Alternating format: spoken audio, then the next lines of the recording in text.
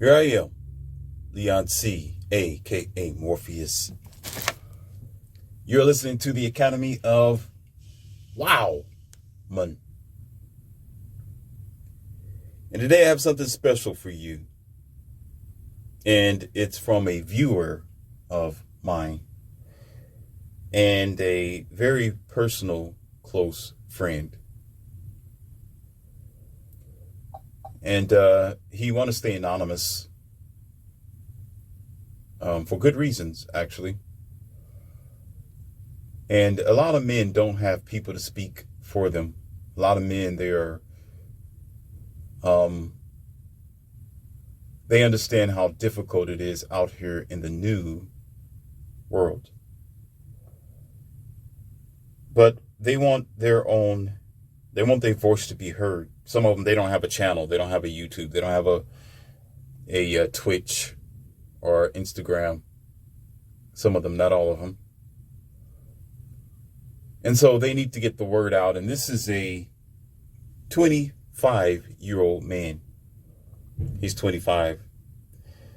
So I promised him I would do something special today that I'm going to do for him, for you, my viewers and listeners. Okay. I told him I was going to I'm going to make an audio out of this, a lesson out of this situation that he was in. And I'm going to let you, the listeners, give your personal opinion on this, chime in, comment. And of course, it will be highly appreciated if you like it and subscribe it and everything else that I have to offer. You know the drill. I don't have to explain it to you.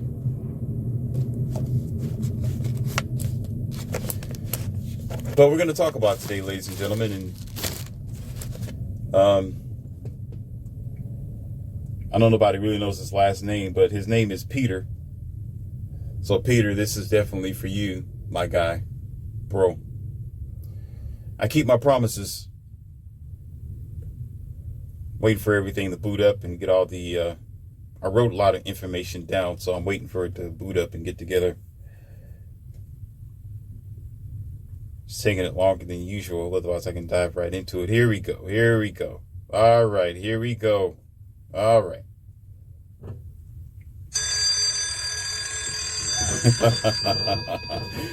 In the midst of this conversation, I am going to give you my Morpheus knowledge as well.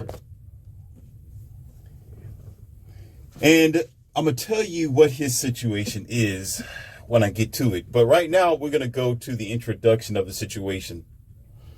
Talking about the title, The Invaders Mark. Let me tell you how the invader comes into your world and how your life is changed.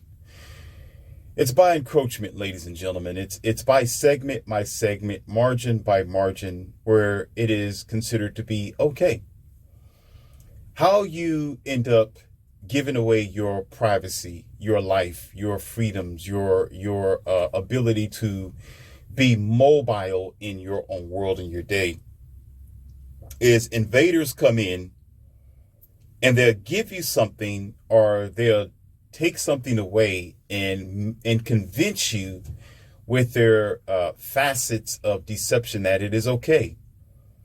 And they'll make you comfortable in the changes that they are making, or that what they are doing to you. For example, if you're in an Indian village, the invaders will come to you with a bucket of maybe some sheepskin, buffalo hide, and a couple of pieces of meat, maybe a little bit of fruits, berries, a little bit of wheat, berries, things that you can actually make your paneer bread out of or something like that. And while they're giving you something, they're asking you for information in return, like how you live in your village, or what is it how do you hunt, and what time do you wake up in the morning, and how do you live so long? Why is your skin so brown, and why is your hair so shiny? Why is your children so strong at the age of 5? And What is your doctor system? How do you nurture yourself? So they give you things for this information, and they'll befriend you as well. The process, they befriend you. They get very, very close to you to make you think that they're on your side. And you end up mistaking them as you still realize that they are somewhat not a part of the family or the tribe, but they blend in so well where they are purposely trying to camouflage while in the midst of their prey, which is you, and they being the enemy, camouflaged. You never realize it, but they'll smile at you. They will help you with your children. They'll help you with your struggles. They'll pick berries with you. They may smash and make paneer bread and masala right next to you. You know, they may mash up some greens, and they may try to share stories around you at the campfire, but it's all in the name of deception. It's all in the name of deceiving you so they can get you at your most vulnerable point, and then they attack. Because they'll never forget the ultimate goal. The ultimate goal is to destroy you. The ultimate goal is to take what you have in multiple ways. See, most times the enemy isn't going to come in and kick your door in. The enemy's not going to just come to your face and say, hey, I'm your enemy, let's go to war. And it's not going to be so loud where everybody notices that there's a difference between you and them, as if they are the invader and you are the one being invaded. It will raise public scrutiny. It would raise public issue within the tribe and within the culture or within the people. Okay? Just give you an example here. I'm not talking about any specific culture. We're not talking about history here. We're still talking about the Invaders Mark. Okay? Then we're going to get on here. Just bear with me here. So for those who are naive, for those who are easily deceived, for those who don't understand how to preserve themselves, they don't care about their cultural lifestyle. Culture could be many things. You have a cultural way of doing things. It's cultivated. Okay. You have a traditional way of respecting yourself. You have standards, you have protocols, and you have boundaries where you'll say, this is how I live. I don't live that way. Like the invaders may bring in a different lifestyle, but you and your group and your tribe don't live that way. So therefore you will deny them. You will say, we don't live like that. Leave. Or do that somewhere else. You know, take that on a different plantation. Don't bring that over here. And you're doing that not because you hate anyone. It's not because you don't like that person. You simply just don't live that lifestyle. Do you understand? You simply do not partake in the way that they think, in their comprehension of feeling, maybe even their perception of God. Simple as that.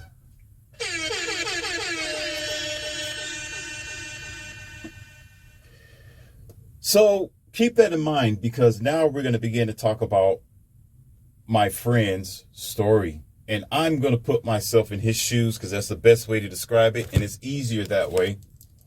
So I'm going to take up the gauntlet. Okay. Let's say my name is Peter. Hello, world. My name is Peter. Okay. And Peter, before I get back to being the third person, but first person right now, Peter had an issue where he met a girl in college. And he really liked this girl. He really wanted to be with her on a normal, natural basis. And while there, Peter and this girl of no name that I will not say would hang out every so often. And they would walk hand in hand and read books and things. They looked like a very good couple, but they were just trying to get to know each other. So it wasn't really all that serious. But the girl did several things that I'm going to share with you that women are normally doing now. And this isn't just her. This is the world, okay?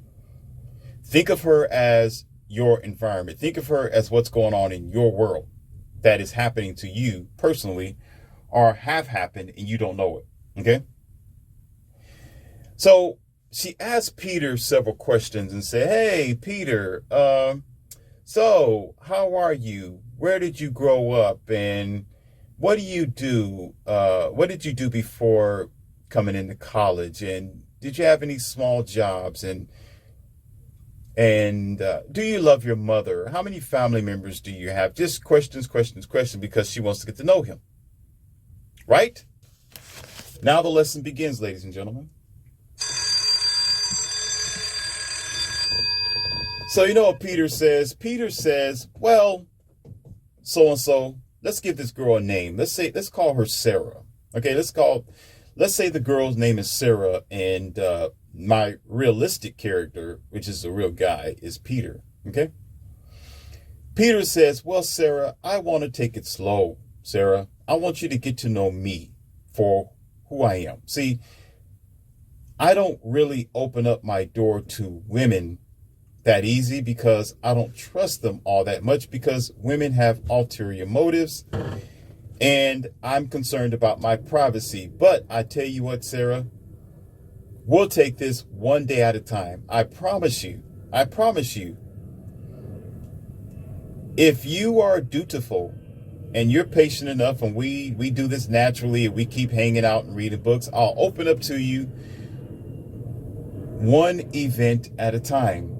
You got to give me time to open up to you, and I will share with you what I've been through, what my pains is, and what my life consists of. And Sarah says, oh, well, okay, I guess I get that. I guess I understand. All right. So where did you grow up for the past 2 years? Did you go from high school to high school? Was your parents well off, or you're struggling? You're trying to be something in the future? And he puts his hands up.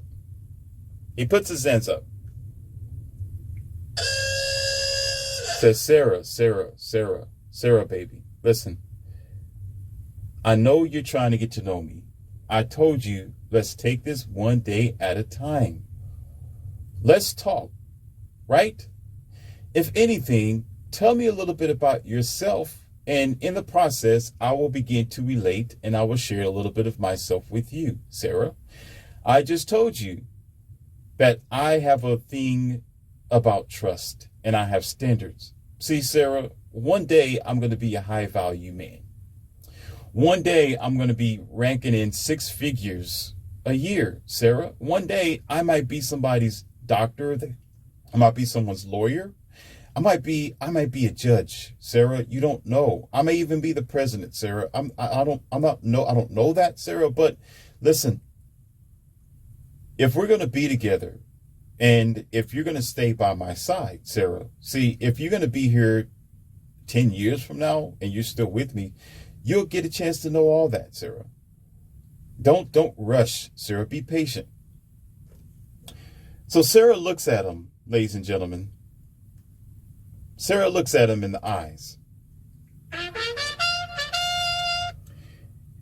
Now she's glaring at him and her eyes are slanted a little bit lower while Sarah's looking at Peter. And she says, why not give it to me right now? Do you have something to hide?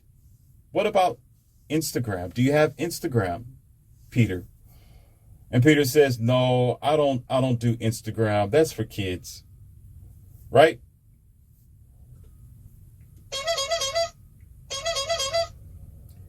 And so she says, oh, it's kind of weird, but okay, I get that. All right. But what about, you got Facebook? Are you doing Facebook? I can be your Facebook buddy. Let me sign up. Let me check you out. See what you got. And he says, Sarah, what did I just tell you, Sarah? If I want to give it to you, I'd give it to you. I said, take it. Listen, Sarah, take your time. Take your time at getting to know me. Respect me as a man. Respect me first. Let's do this naturally, Sarah. You see me sitting before you. You'll get a chance to know all that. Eventually, it will be revealed to you. I will share with you because I will want you eventually to be my full-time girlfriend and maybe even my wife if you take this slowly enough. All right? Why you don't need to ask me all this all at one time. No, I don't have a Facebook, Sarah. I'm not interested in that right now. I'm too focused on school. I have other things to do than besides Facebook, Sarah.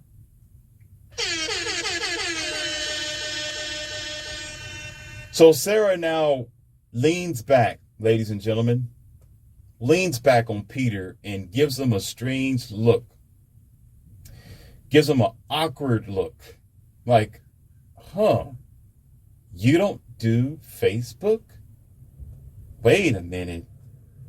Who am I talking to, really?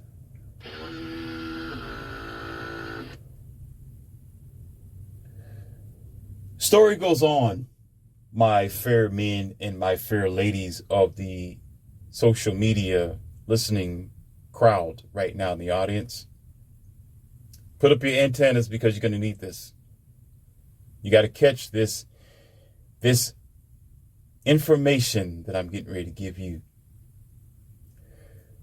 So the week come and they study together and hang out, but Sarah's acting a little funny and Peter don't know why. He doesn't know why. And so when the next meeting came, I think it was on a Tuesday, Wednesday, something like that. Sarah didn't show up.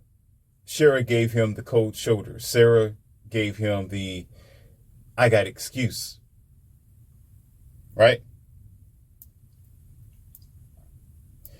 That next Saturday came around. Sarah didn't want to talk to Peter that day. Didn't show up either. Made an excuse. But hey, I'm still your friend. I'm just, I'm kind of busy and excuse. I need to do this. I got to get this done.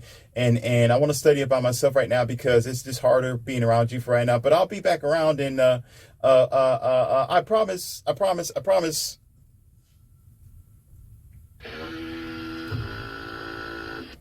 So Peter began to worry. Now, they've been talking for a good 2 months to 3 months before she started acting funny like that.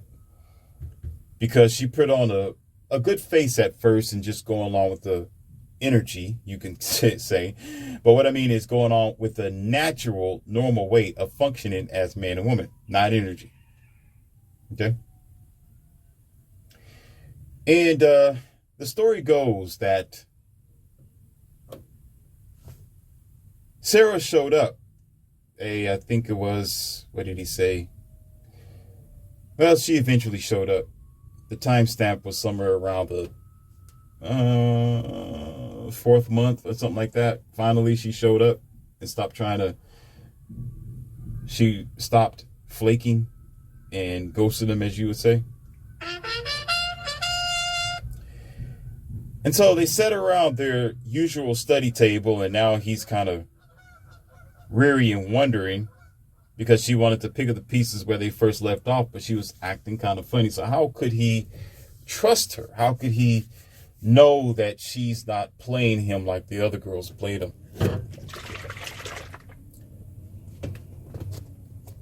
So he tells her, he says, I got to be honest with you.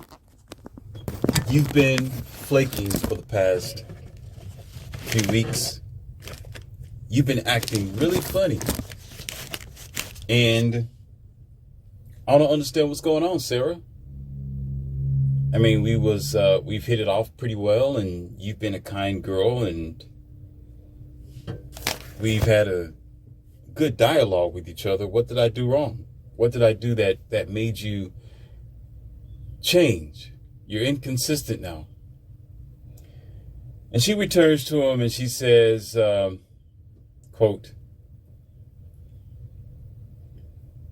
Well, since we're being honest with each other, I feel as if I can be honest with you. So I did a little research, and yeah, I know how old you really are, Peter. And I found out online that well, I know you're not your last name now, even though you didn't want to tell me. And yeah, I know a little bit more about you. I hope you're not offended, Peter, but I went on my own to get the information that I wanted from you that you wouldn't give to me. I felt as if you was trying to hold some secret. I felt as if you were trying to be deceitful because you had something to hide, or that you were just some strange person. So I hope you're not mad, Peter.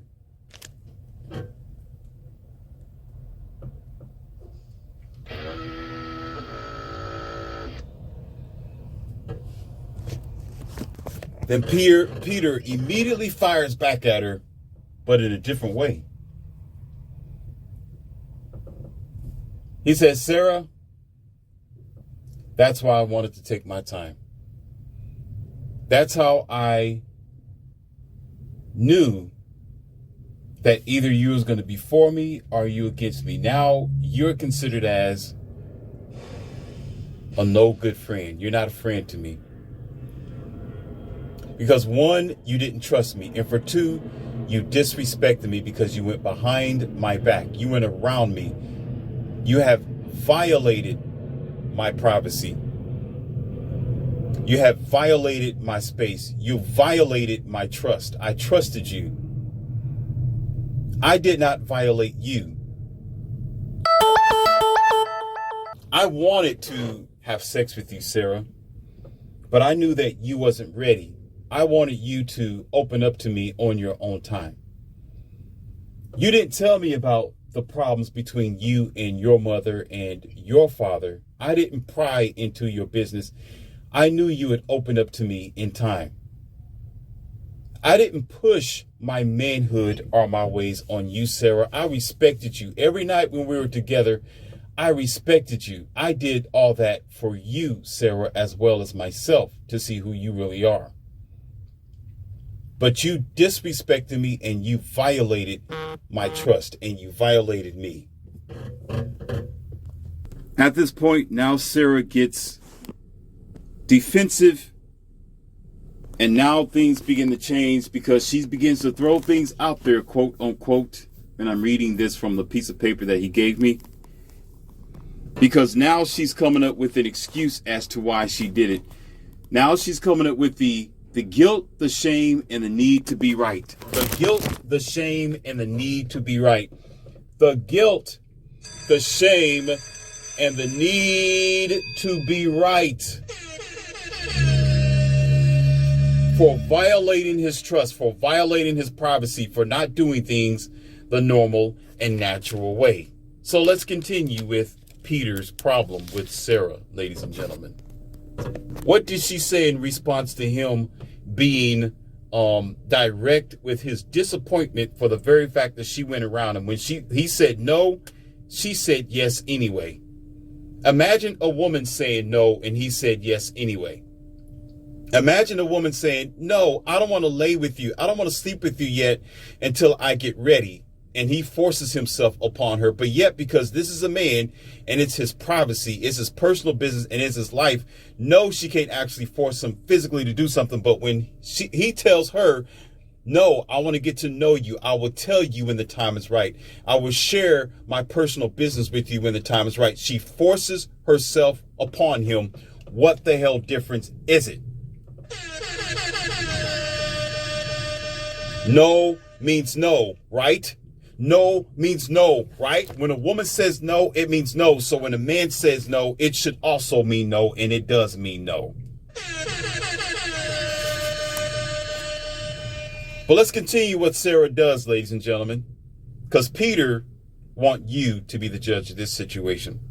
So let's continue about what she says. Let me tell you what her excuse was for going online, violating his privacy and trying to dig in and investigate on this man when he didn't even give her he did not give her the permission. He didn't tell her to do that. He said, sweetheart, one day at a time. Do you remember what he said when he first met her? Do you remember? He said, no, not right now. If it's going to be a future, you're going to figure it out the natural way. But no, ladies and gentlemen. That's not how the new woman thinks. That's not how Sarah was thinking. Let's continue.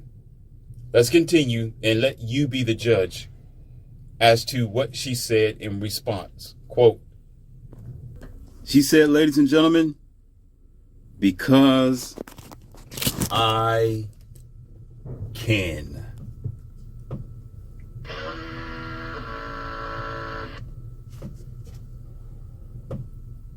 That set Peter back for a little bit and set him off. You can imagine, whoa,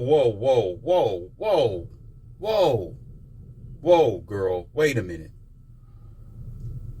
I told you no, that I wanted to take my time. I would share myself with you over time. Just because you can do something, that doesn't give you the right to do it. Even if my privacy is out there for you to pilfer, get into, and dive into, I told you no. And I've explained to you that I do not agree with you getting my information. In fact, that only shows me that you don't really care to build a relationship. You don't respect me. If you don't respect my wishes, you can't respect me as a girlfriend. So Sarah in return says, well, Peter, I didn't do anything wrong. Anybody can get you online. Anybody can get into your business, Peter. I didn't do anything wrong. Peter returns again. Say, wait a minute. I told you that I don't approve of you doing this. I said face to face, no. So because it's available for you, or because, first of all, Sarah, you have to take the time to sit down in front of the computer. You got to type the necessary information in.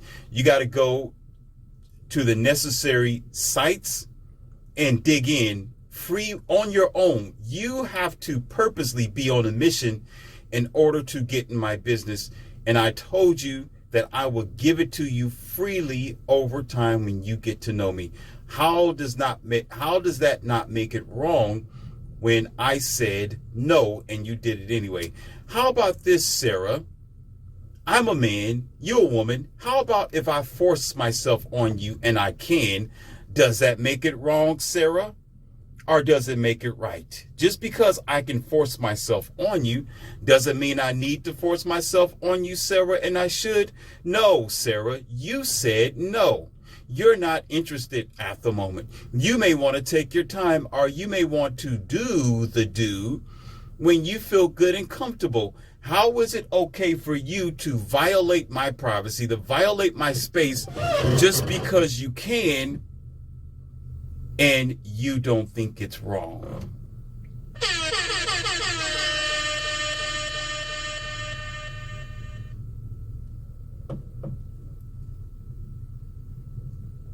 Ladies and gentlemen, and the story goes on, whereas instead of Sarah apologizing and realizing what Peter was saying, Peter was basically saying, do it the right way.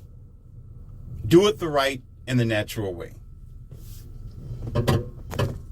I don't stand by the biblical text, nor am I you already know, a religious person. I can care less about the Christian faith. You know that. I'd rather put that book in the fireplace or underneath the table to stabilize it than to look in it. Okay? But this goes back to the story, because it's a story. I don't mind using it because it's a story. It's a nice story. It makes sense because it's a story. I didn't say fact. Let's go back to Adam and Eve, when God told Eve and Adam not to bite this apple, right? And Eve was so naive are pretending to be naive. Wait a minute. Wait. Ladies and gentlemen, wait the hell up. Wait a minute.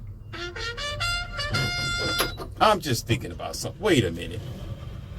How can you be naive when you've been told what not to do? How can you pretend not to know you are doing wrong when you've been told not to do wrong?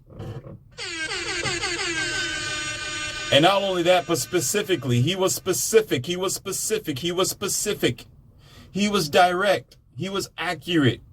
He was on point, ladies and gentlemen. He said, do not bite the apple. Peter said, ma'am, no. Hey, how old are you? No, none of your business right now, Sarah. Hey, where was you born? None of your business, Sarah. No. Hey, what school did you graduate with, Sarah? None of your business. The answer is no, Sarah. I will give it to you when I get good and ready. But here comes Sarah Eve. Oh, well, you must be hiding something, dear God. Oh, here we go, ladies and gentlemen. You must be hiding something. Why do you not want me to bite the apple? Why do you not want me to get in your business? Are you some runaway slave? Are you somebody who came from a different state from doing something that was very evil and wrong? Why are you sitting here? Why do you not want me to share? Why do you don't? Why? I don't get it, Peter. Peter, how come you don't want to tell me, Peter? Peter's like, ma'am, Sarah, darling, Sarah, baby.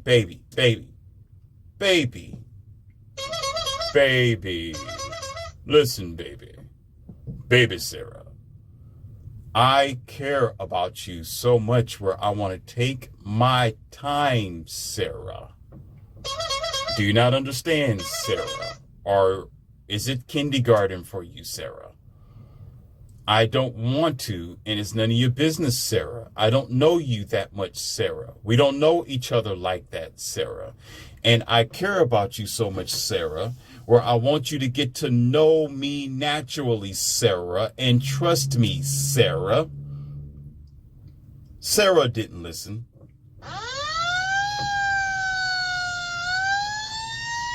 And she did it anyway. Regardless of this man's outcry of his own private life, of his own. Listen, ladies and gentlemen, you have your own private business. That's your private business.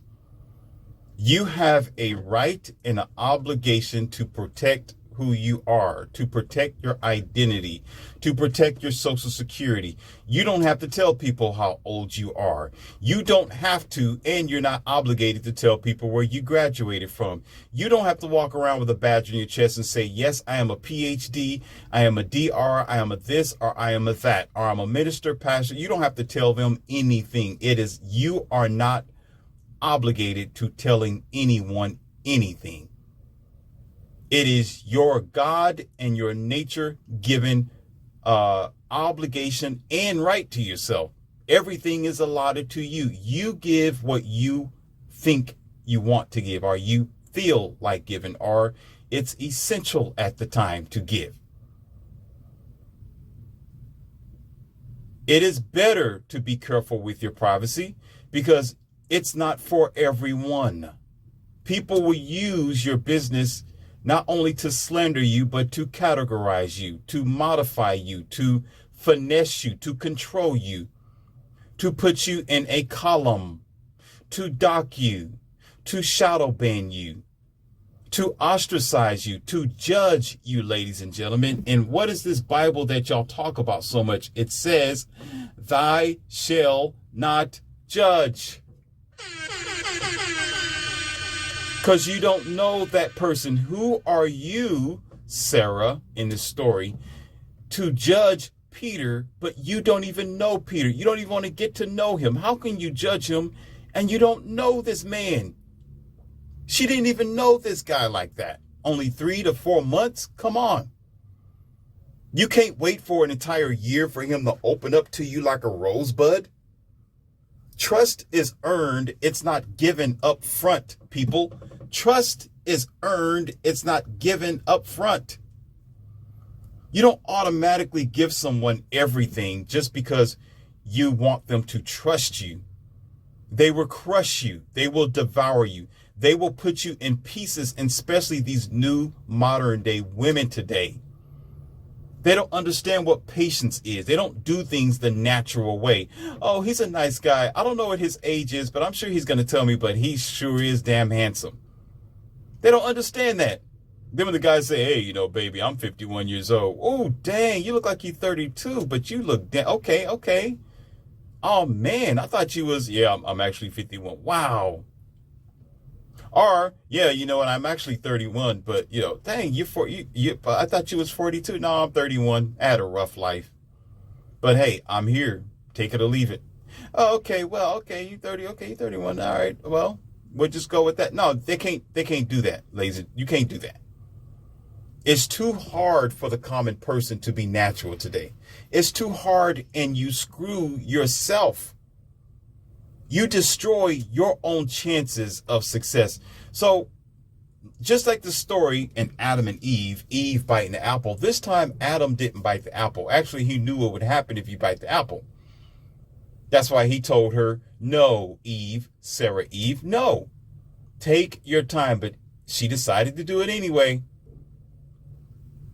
And he cut off all contact with her and stopped talking to her, period. And like what these new women do, okay, she, instead of admitting that she was wrong, she needed an entourage of other women to support her in her wrongdoing. Isn't that what you see today with body positivity? Or don't hurt her feelings by telling her the truth. Let's lie to her instead.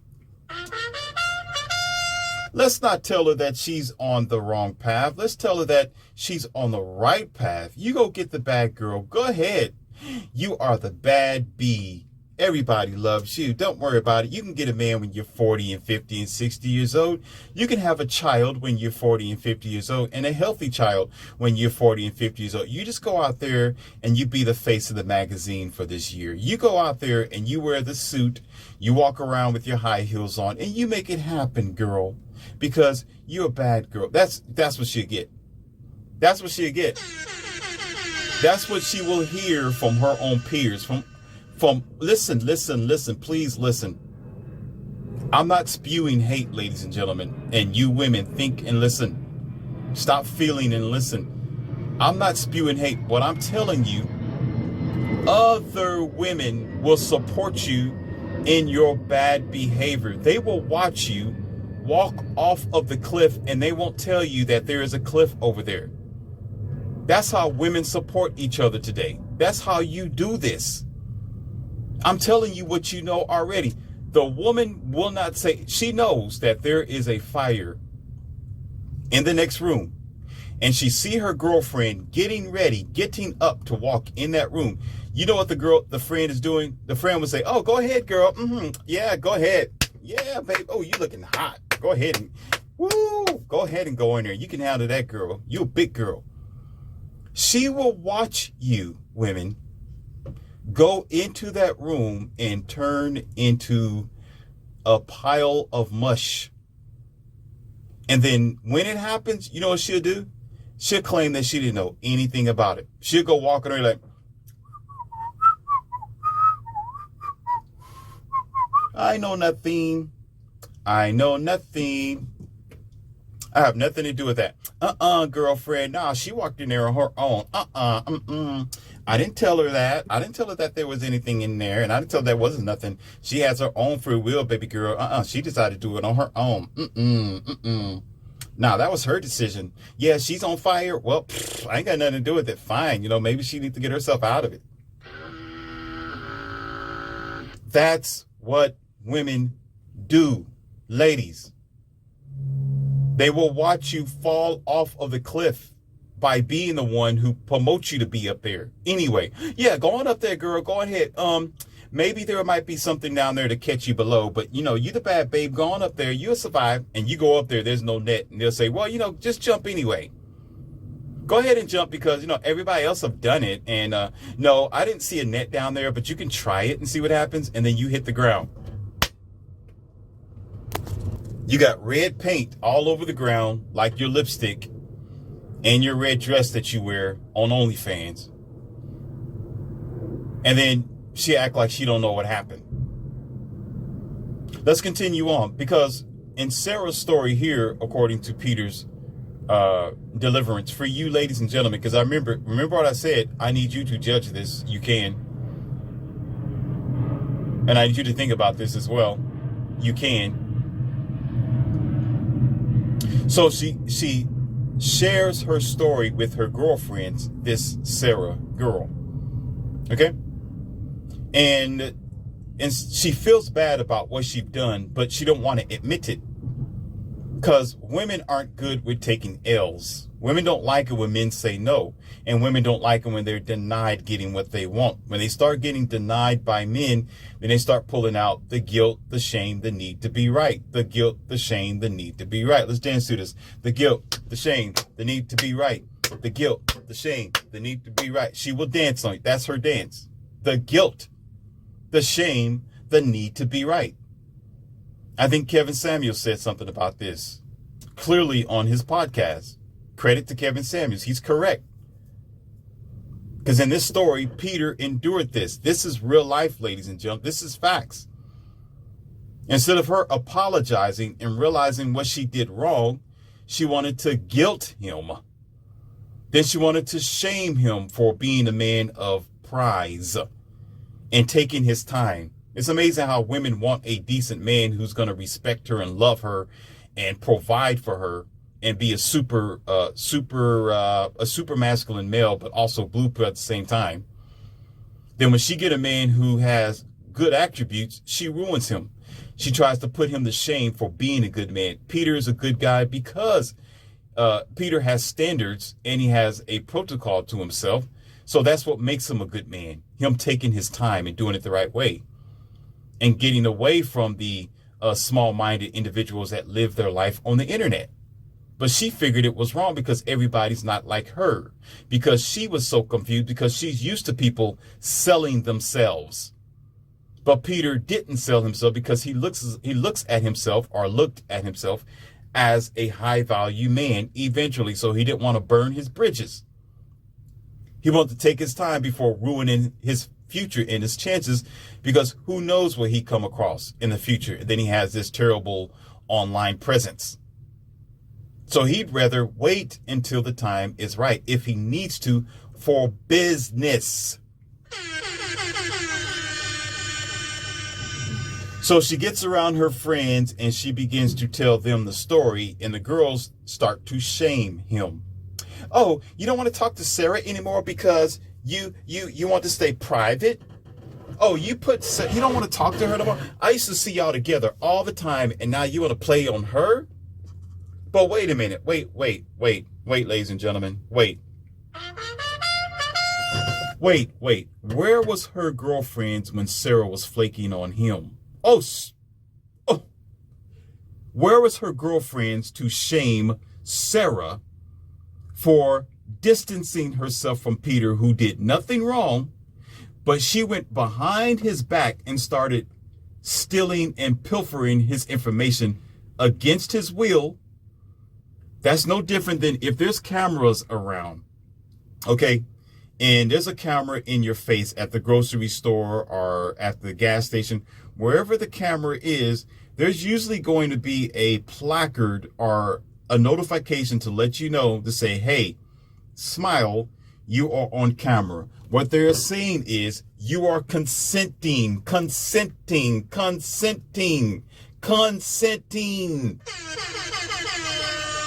You are consenting to be on camera if you want or need their services. Therefore, you won't be surprised to know that you are being recorded or that you're on camera. That's no different than somebody put your business online or on the internet. There are times where you don't consent it, but somebody will get in your privacy and do it on their own. That's non-consensual. That is, you did not give them the privilege to do so. You did not give them the right of way. You didn't give them the red light, but they decided to do it anyway. And then if you are aware of this and you tell people, no, I do not consent, I do not give you my authority, the authorization to do so.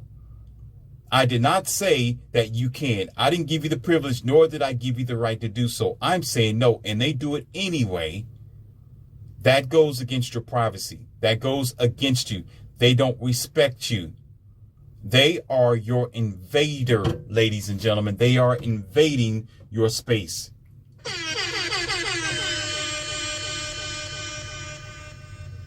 So where was Sarah's friends when Sarah was doing all this to Peter? I bet you they knew about it. I bet you they was doing the same to other boys on the campus. Yes, I bet you they themselves were doing the same thing to the boys that they were hooking up with, getting in their business and being witches in a hut, taking on the mark of their beast-like mentality and eating the apple. And these men probably had no idea that these girls was doing that. They go around and huddle in the room. And, oh, look at this. Oh, I know that about this person. Ooh, look at his business. Ooh, I didn't know that about him. Ooh, I know everything. Oh, his mother. Oh, I didn't know anything about that family. Oh, I didn't know. So they're this. Oh, they the Cadets family. Oh, they're the Hedis family. They're the Rocker family. They're the Unima family or whatever else. A, B, C, D, E, F, G. Oh my God, I know more about him now. And then she walk over there to him. Yeah, I know everything about you. And think that it's okay? They think this is normal?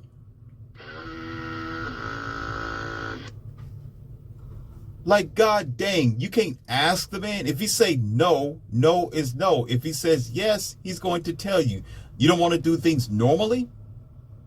But anyway, the girls start, again, get back to his story, Peter. So the girls start circling around and shaming him and trying to pull her every now and then, trying to keep her away from him because he didn't want to be around her anyway. But she wanted to go over there and apologize and look things a different way finally. But when she did, or if she wanted to, Peter never knew about it because her girlfriends was always surrounding her, like what women usually do. When women go out to the club, they surround each other as if everybody's after them. Get real. Women, get real. There's more women than you. Come on. There's a beautiful woman born every day. I mean, you're not one woman. You're not the only woman on the face of the planet. Huddled in a corner, scared like somebody's getting ready to attack you. If anything, you do more attacking than men do. No, maybe men should be hurtling in a corner somewhere and dodging and ducking you. If that's the case, I'm going to play that game. But anyhow, so every now and then they would keep her away from him, basically to make the separation permanent, to exact complete distance between the two of them, because she was wrong. Even if she tried to admit she was wrong, she couldn't, because she was too driven by her so-called friends when they were so-called witches in a hut.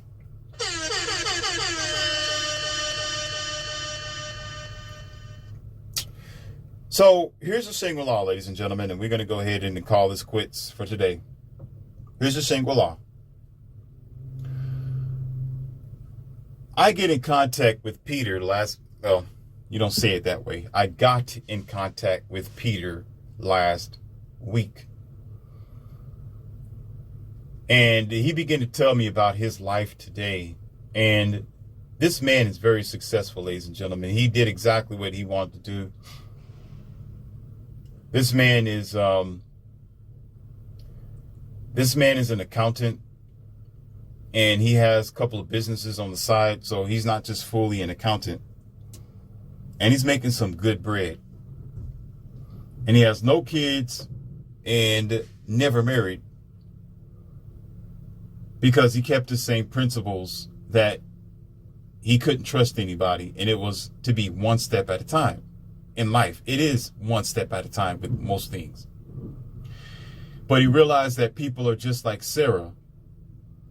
And as we had a conversation, he tells me that Sarah tried to keep in contact with him, whether it be by social media of some kind or online yellow pages or something of that nature. But she has a way, remember, they have their little huddles that they go through. I mean, if she can try to pilfer information in college, and she can do all kind of damage now, which why men don't really trust women anymore anyway. Men don't want to get involved with them because women they use these tools for destruction. They don't use it for anything positive business-wise. Resume. They just want to use that to finesse men. And they constantly do that.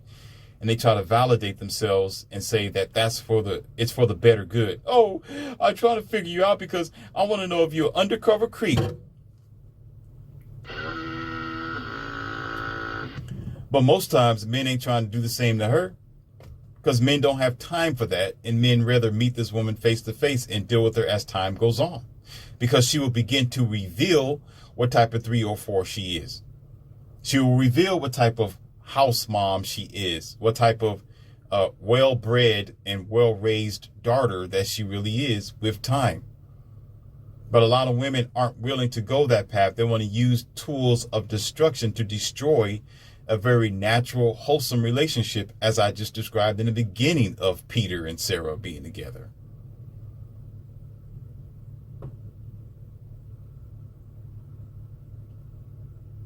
So when Sarah contacted Peter, as he says, she's not doing well, ladies and gentlemen. Her life didn't turn out to be what she wanted to be.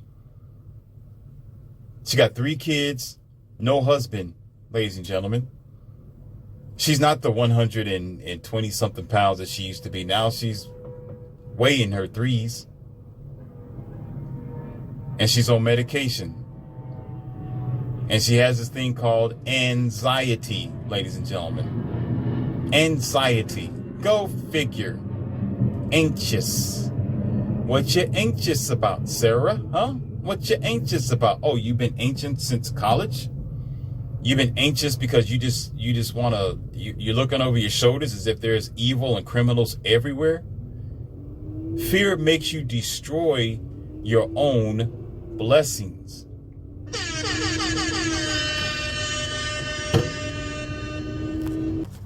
So he gave her the Shangri-La in a nice professional manner. Since he moved on, he has a different life now, and he have succeeded in his on his path. And he feels good about himself because he says something that he always wanted to say, because he didn't want her to live down her responsibility. He wanted her to understand how she messed up and why she contacting him now, out of all this time. And she thought that he would wait for her out of all this time, disrespecting him all the way back in college. Doing things because she felt she should do it, or she can do it. It's available to do it. Oh, everybody's doing it. What's so wrong for me doing it? You know what he said? And I'm proud of him for this. He said, I didn't give you the permission to get my business when we knew each other in college. But Sarah, I'm going to give you the permission today to not ever contact me again, and don't ever consider yourself to be my friend. That's going to be my permission. You got my permission to leave out of my life. Since you want to take your initiative and destroy our relationship that we had against my permission, against my, you was unauthorized, but you did it anyway. You didn't get my permission first.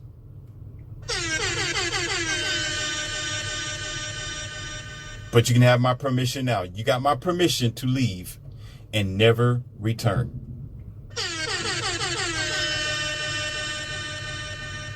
This girl will not be happy for the rest of her life. And according to what he said, what's going on right now with her, she's not happy. But who did it but herself? Biting the apple. Doing something that probably a lot of you do. Now, this is my Morpheus spin on this. And I agree with Peter. If you have to go behind someone's back to do something, you don't respect them. You're not their friend. See, let's say, for example, let me give you a scenario here. So let's be adults about this. Let me give you something. Let's say I do have an Instagram, but my Instagram isn't about me showing stuff, showboating, and showing you the classrooms, the people that I talk to, and whatever else, me helping people. It's just about my YouTube. It's about what I teach you now, because I keep things business-like. My personal life is my personal life. It's not yours. If I want to share with you, I will. But let's say I meet someone, a girl, right? And I did have a Instagram that's on and popping. And it's for a selective few. And it's not for her. It's not really public like that. It's only for a group of people, right? And I got Instagram. And she comes to me, "Hey, Leonce, how are you doing?" And, y'all exchange numbers and stuff. And I do like what Peter did, get to know this girl. And I'm like, "Hey, what's going on with you in your life?" She'll say this and that. I'm trying to do this and I'm doing better for myself. And I've been working out, I'm doing good, eating straight. And she says something like, "Well, I need to get to know you as well. What about you?" I'm like, "Yeah, I do what I do. I'm a fitness person. I train people every now and then. I travel. I'm a well-minded person, and I'm alive. I'm born and raised in such and such place. But let's take it slow. Let's get to know each other. Let's go out to eat, and let's go from there. Because I want to get to know more about you. We don't have to rush this all in one day. I think you're attractive. You might be a good prospect, but I don't know that yet. Let me see what you do. Let me see how you dance. Maybe you might dance like every other woman. The guilt, shame, the need to be right. The guilt, the shame, the need to be right. The guilt, the thing, the need to be right. The guilt, the shame, the need to be right. Right? Got me? So I'm like, hey, let me see what you all about, because 90% of women are very dangerous. As a man, I don't need to be putting myself in a compromised position. So let me fill you out. I'm the high value man here. I'm the one that's going to, you are actually approaching me because you want to be hired onto my job. And I am an equal opportunity employer, but I have standards. Okay? I'm an equal opportunity employer, but I have standards. But just like you hire anybody else, they'll tell you what they want you to hear in the interview. They go in there and they have their shirt and tie and a nice dress and lipstick. They make sure they go get their hair did and their fingers done, right? You saying all the right words and you sitting up straight and you looking the manager in the face or the hiring manager. You're smiling, smell like cologne and perfume. You just brush your teeth when you got out of the car. You brush your teeth right there, in a little wash cup, because you want to be as fresh as possible, even though you did it before you left the house. So you're trying to make sure you cross your T's and you dot your I's. But you notice that some people, they change. That's just an introduction. I know you ain't true. I know this ain't you all the time. Otherwise, you'd probably be a great employee at your recent job. You just want me to hire you, so you're trying to put on a show. You're trying to sell yourself as a very good and wonderful product. That's what you're doing. So people begin to fall away, and after a couple of years, they begin to show what they're really all about. If they are a bad worker, they take breaks at the wrong time, they're lazy, they're haphazard, they're destructive, or, they got a bad mouth, or, they'll be in their office doing the most, right? That's the same as relationships.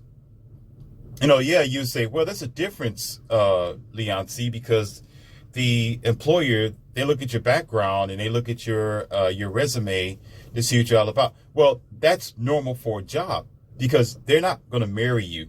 They're not in a relationship with you, ladies and gentlemen. They're not dating you. They're just employing you. They just want to make sure that you're not going to blow the pace up. They want to make sure that you're not going run off their customers. You understand? They just try to make sure that you're not going to run the bus into the shop or the warehouse or the door. That's all they're doing. It's not about getting in your business. They just want to understand who they are hiring. Normal civilians don't need to be doing that. You're not hiring onto this person. You need to get to know this person naturally. And if anything, even if you go online and you try to figure out what's going on with this person, you still won't know them, because you still got to get to know them as a physical person. They may put on a front online. It may be a different story online. Maybe this person got a bad track record. Maybe they was in prison once upon a time. Maybe they're who knows? Maybe they did some things that has nothing to do with the person that they are today. And even employers understand that. When you go in for an interview, they understand that too, that you have a track record. You might have a criminal record. You might have done some stuff. You might have some speeding tickets, or you might have been, whatever the situation is. They understand that's just a reference. That's just a past dated situation. According to who you are today, that's what matters, what you're going to do now. If you flip off now and you do the same thing, then of course it's just going to solidify, and it's going to make what you did in the past an evidence or accurate. And it's going to confirm that you are exactly what the records say. Ladies and gentlemen, do you not understand? But when you are in a dating relationship and you're flipping pages before you let that person speak to you or be with you, you are invading. You are pilfering their privacy. You are doing wrong, and you are destroying what's supposed to be a healthy union between man and woman. So getting back to what I would do. So I won't tell her that I have Instagram. But let's say we go out to dinner and she gets very curious, right? She's like, God, I want to know more about this guy. Instead of me doing it naturally, I'm going to be a private investigator. I'm going to be somebody who's going to be nosy. So I'm going to figure this person out. So she asks around, she asks people, and trying to go online. And she gets a hold of my Instagram, right? She gets a hold of it, and she see me on a boat and a yacht, or she'll see a Porsche, or she may see a Lamborghini. She may see that I actually do have a Ferrari, and I don't. I'm just giving an example. I really don't. But she'd say, oh, he does have a Ferrari. Oh, my God. So he drove his friend's Ferrari, and he got a Ferrari himself. Or maybe his friend let him buy the Ferrari. I don't know. But, oh, my God. Oh, my goodness. What she's doing, ladies and listen. Please listen. Put your feelings aside and listen to what I'm trying to tell you. What she's going to do, ladies and gentlemen, she's going to judge me not according to how I treat her at the dinner or who I am when we are around each other. She's going to judge me based on what she sees on my Instagram. So therefore, if I take it slow with her, if I say, yeah, maybe next week I might go to California and do some traveling over there. You know what she's going to be thinking in the back of her mind? I know what you're getting ready to do. I know you got a boat. Uh-oh. She ain't going to say it, but in the back of her mind, she's like, I know he playing me. I know you got a boat. Oh, I seen that girl that you was posted up with next to you. I don't know if she's your girlfriend or your sister, but I tell you what, I know if you traveling all around, you probably trying to meet that girl. You trying to, in her mind, she'll say that B, right? You trying to meet that B, and you trying to play me. You trying to play me like a fool, and you think I'm just like the rest of these girls. I know it. And she's gonna be looking at whatever financial prospects I have in the background. If I'm in front of that expensive car, or if I'm in front of a fancy house, or if I'm traveling places to New York and over there in the Bronx and stuff. She's like, oh, I see what you're doing. So you want to spend this amount of money at this restaurant when I know, looking at the pictures, listen, ladies and gentlemen, and I know you can afford more than this. I have a feeling that you're playing me and you're lying according to your pictures and according to what I know about you in the research.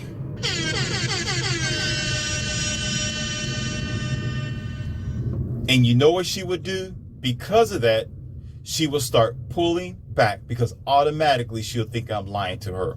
Automatically, she starts putting that image in her mind and judging me on it. So therefore, she's going to be expecting that same output. That's where you get into the zone of finesse. That's how she knows how she can use you men, how she can abuse you men, how she can organize you men, and how she can categorize you men. That's how she does it. And then if it ever comes out of her mouth where she's like, hey, you know what? And they keep those secrets. Trust me. Women will keep those cards near their chest. Yeah, I know more about you than what you think I do. But she'll play the game just long enough to finesse you. She'll play the game just long enough to get something out of you. Or until you actually tell her, yeah, I got an Instagram. Check this out. Right?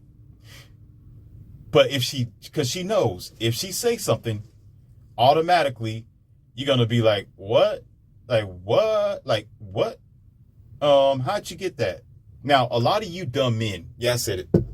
A lot of you dumb men, you'll be just like that. You say, hey, well, how did you get that? You won't get upset, and she'll keep on encroaching you. She won't stop there. She'll keep on violating you.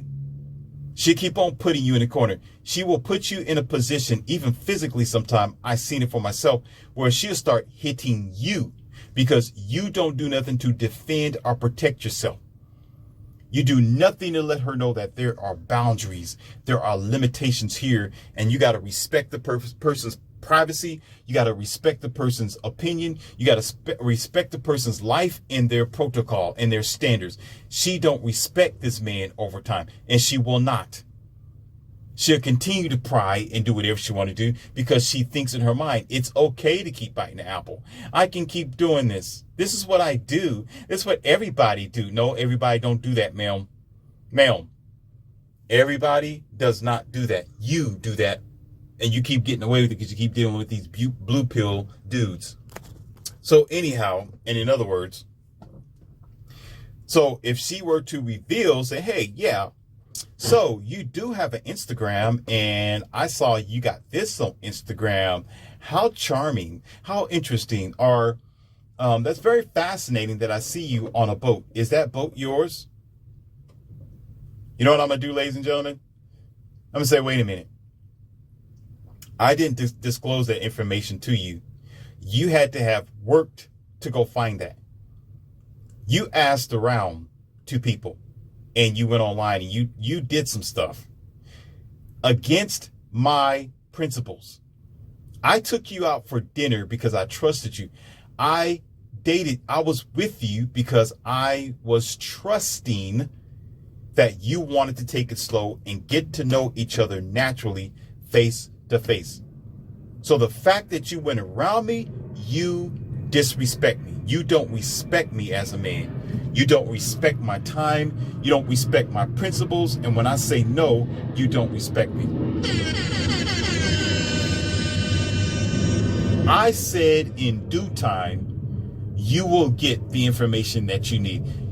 You just ruined a perfect relationship. Because you know what they'll do is they won't tell you all the stuff that they know. They'll keep it in the back of their mind. And then they'll start giving you odd arguments. You don't know where they came from. You're like, dang, babe, what's going on here? You go to meet her somewhere and she's acting funny and fidgety because she's been thinking about the pictures that you put on there and maybe even some videos. Working out with a woman. I don't have anything like that. I'm just giving an example. I really don't. I don't. I mean, you can look at my Instagram and I really don't have that stuff. But anyhow, I'm on a video, right? And I'm hugging up on a girl and we're working out together and I'm trying to show her how to do some stuff. And we're really, really close, almost rubbing. In the back of her mind, she won't say nothing about it until like maybe what women would do. They'll wait till the relationship get a little serious. right? Until I'm really digging her. And probably after I donkey dunked her 3 or 4 different times, and maybe a year and a half later, then she'll talk about, I know you mess around with these 3 or 4s. I'm like, wait, what? What are you talking about? I know you. You're a player. I know what you be doing when you be doing your fitness training, when you be training them. I seen you over there. And, what do you, baby? What the hell are you talking about? Why are you tripping all of a sudden? Where is this coming from? Because she holds this stuff in, baby boy. She holds this stuff in. And you wonder why she acting funny, where her emotions is going all over the place and she feels all inconsistent, and she start talking about her past life and I just can't trust men. Please tell me the truth that you're not playing on me. Please tell me the truth that you're not cheating on me, please.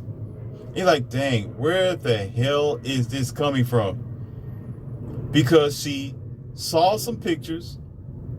She thinks she knows some stuff about you, so she thinks she knows everything about you, so she immediately gonna assume that you are a player, or you have the potential to be a player, and that you might act on it. And those pictures are saying something that she can't really identify, and because she's wrong for pilfering into your privacy any damn way.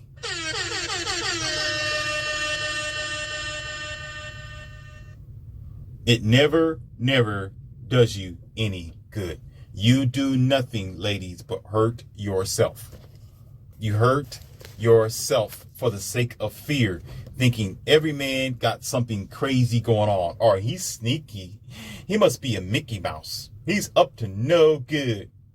Why and who said? If he's breathing and in front of you, what would stop the authorities from coming in and locking him up? Are you that stupid?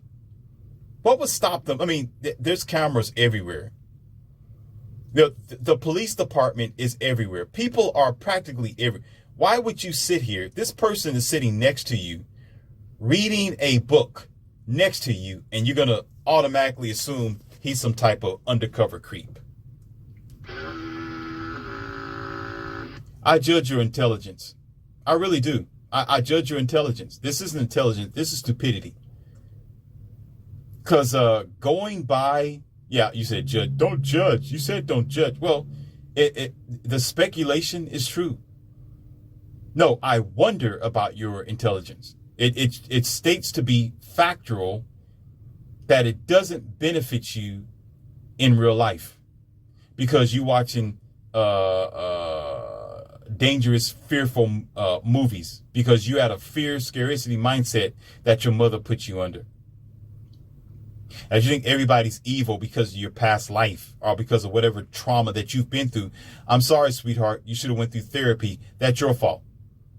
You should have went to go talk to a doctor and get your mind healed before deciding to get in a relationship. Stop blaming every man for the decisions that you made in your past life. Stop making the next man suffer for what your ex-boyfriend did.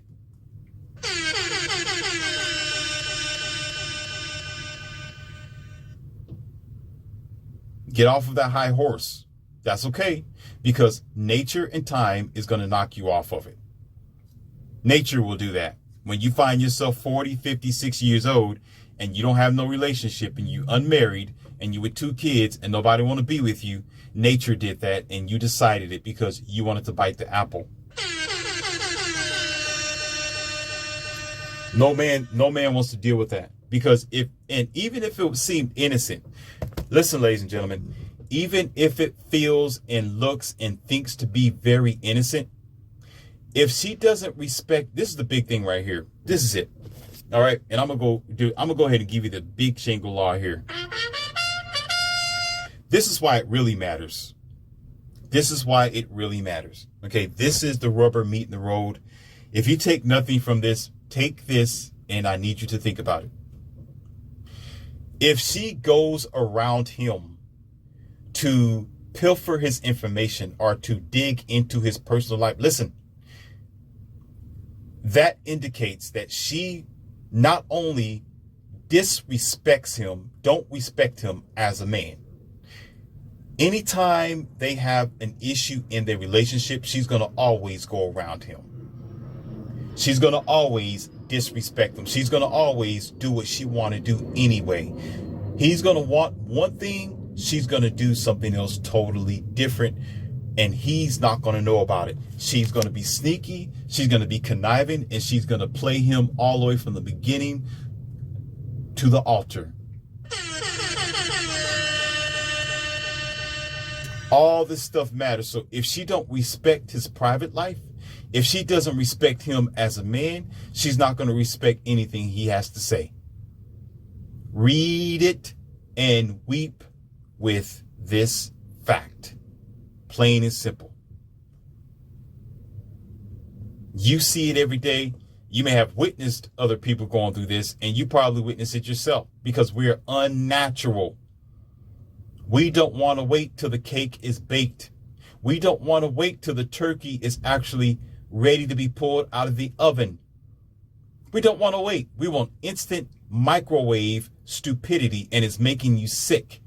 We want to put fertilizer on our food and our grass to force it to grow faster and bigger than what it's supposed to be, and you're dying for it. It's actually hurting the society. Just because you can do it don't mean you can.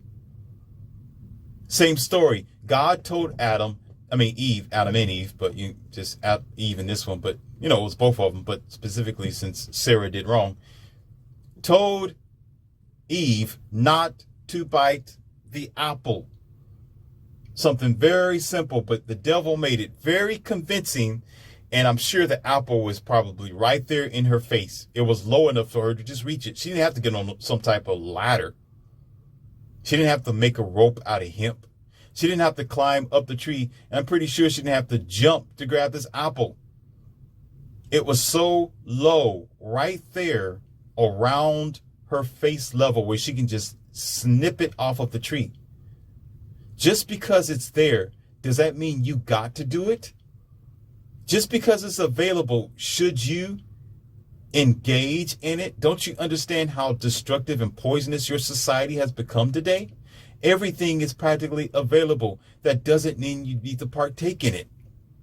Just because everybody is swimming and bathing in the swamp and probably even drinking the water, does that mean you need to do it when you know what clear, clean spring water is?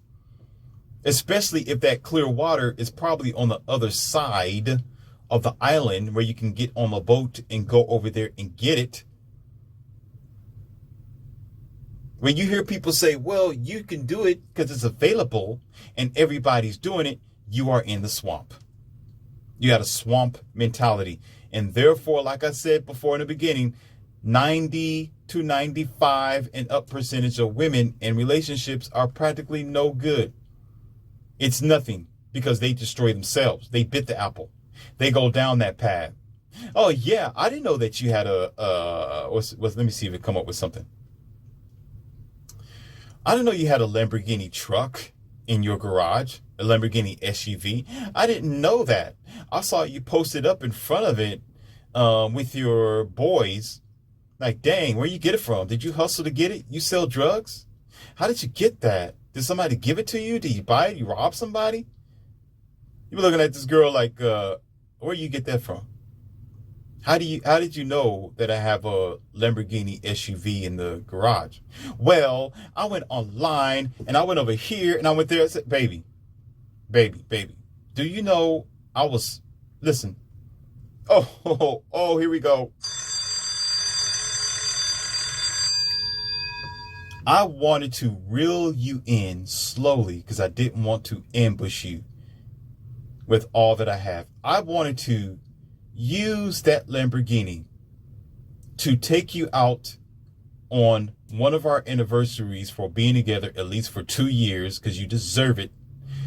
And I was going to feed you fruit in the back seat. But now you just destroyed it. You destroyed ever having a chance of me looking at you as if you're not coming at me because of my wealth or my money. You're not coming at me because you know that I'm a blue check or whatever else. Now I know that you're coming at me because you see, you messed up. Now I can't trust you. Now that you know that I got a Lamborghini, I know you're not going to be looking at me like the man that you thought I was. I wanted you to appreciate me for being a regular guy. I thought you just see, I wanted to see if you can deal with a modest lifestyle. I want to know if my little bitty cabin was satisfactory for you, because if you were satisfied with that, I'll just get another house or another place that's bigger, because I know you're not in it for the money. But now that you have destroyed what I was trying to keep secret for your sake, I was going to wait on that. It was my secret for a reason. I was actually going to give it to you. I was actually going to reel you in slowly. Now you effed up everything now. Now I can't do nothing for you. You know what? Now you're just expendable now. This, our relationship, guess what, man? Guess what? You just recreational use. Now I'm going to have to find another girl and do the same thing all over again. You think I'm going to tell her I got a Lamborghini? No. You think I'm going to tell her I got a mansion over there, other side of town? No. You think I'm going to tell her I'm a blue check? No. I'm going to treat her just like I treat you. You messed yourself up. I'm going to give somebody else a chance now. I'm going to take her somewhere to Outback Steakhouse somewhere. I'm going to take her to Long John's, it's called Longhorn. Not Outback Steakhouse. I'm going to take her to Longhorn. If she can do that, we can go somewhere else. Maybe I'll take her to Qdoba's. If she's okay with that, then okay, I'll take her to the next stage. If she's okay sitting at Starbucks for a little bit, for like maybe 20 minutes, drinking over coffee and maybe some scruples that they have there and some good banana or Walmart, what do you call that? Walnut bread. If she's happy with that and we can do that every now and then I'll reel her into the next stage. Eventually, by year 5, she has it all. By year 5, she has it all, baby. You lost it all, because now I know you're greedy. I know you're selfish. I know that you're gonna be disrespectful here on out. I know you don't care about my principles, and you just violated me. I didn't even give you permission to do that. You just gave yourself permission to ruin a good relationship. Goodbye.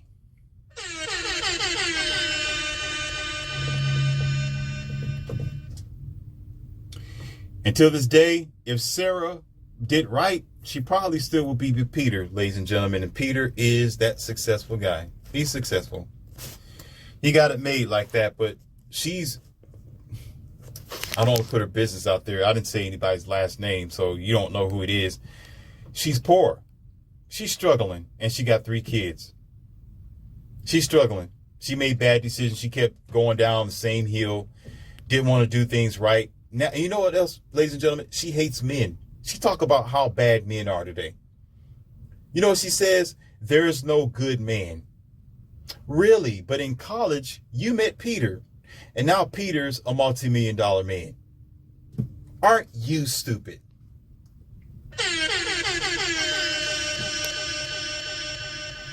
While you struggling, he could have pulled you out of your your muck and mire. While you going through and you got 3 kids with no father around, and you can't even rest at night, you get no sleep, and you're anxious, you got anxiety. The doctor got to see you once a month. You didn't have to go down that path, but because you decided to bite the poison apple and you didn't respect the man, you didn't respect his boundaries, and you did not respect his order, now you out of order.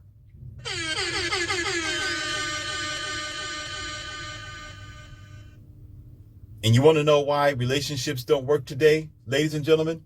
Do you know why men don't want to get married today, besides the divorce laws and the court system? Do you want to know why we don't have a future? There it is in a nutshell.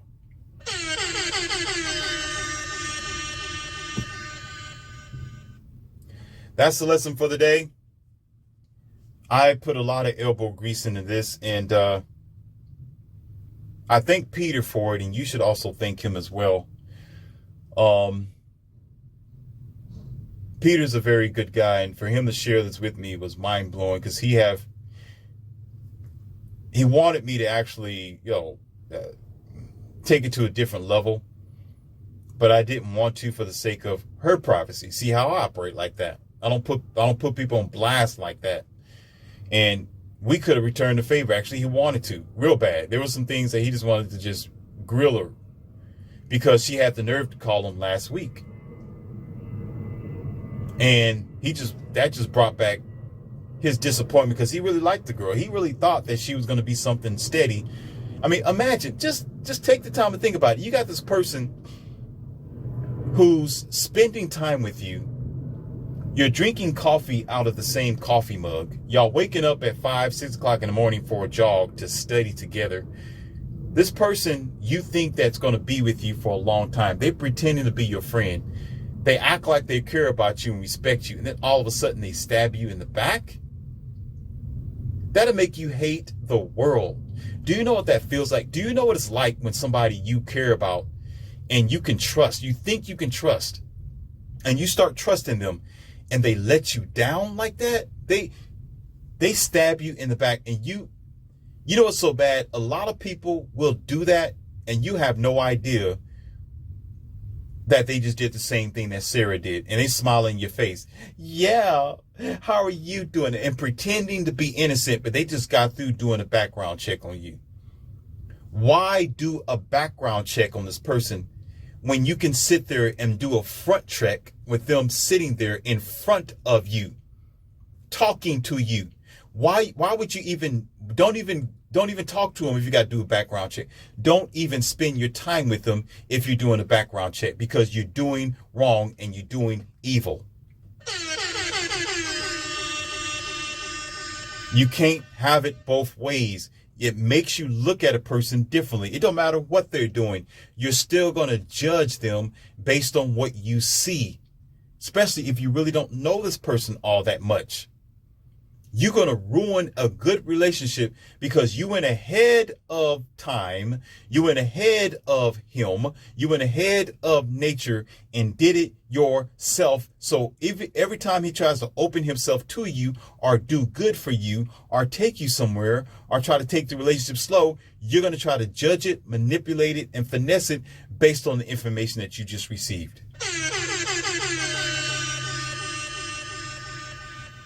Sometimes people do not know how to leave well enough alone. And it looks like the story of Adam and Eve is still alive today. We still don't effing get it. You still don't understand to leave this shib alone. You can't leave nature to nature. Let the damn flower grow on its own. Let the world do what the world's going to do. Let nature run its damn course. There's 4 seasons. Let the seasons come and you will see what will prosper thereafter.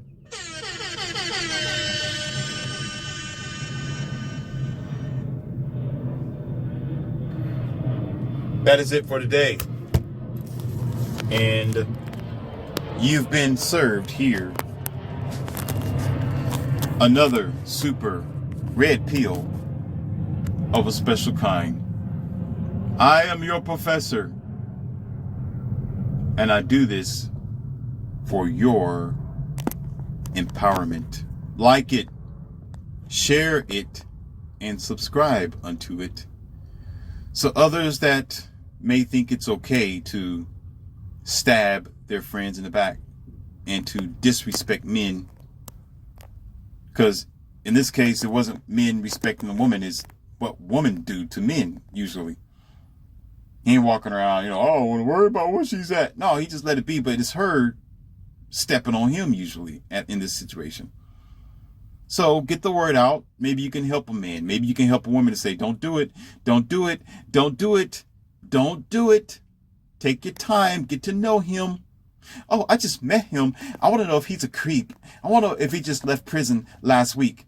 Ma'am, he will show you what he's all about. He's here, isn't he? You didn't see no cops chasing him down before he got into the house. And he ain't unveiling a bag full of firearms right there on the table in front of you, unless it's a hobby. Then what the hell are you worried about? Ma'am, take your time.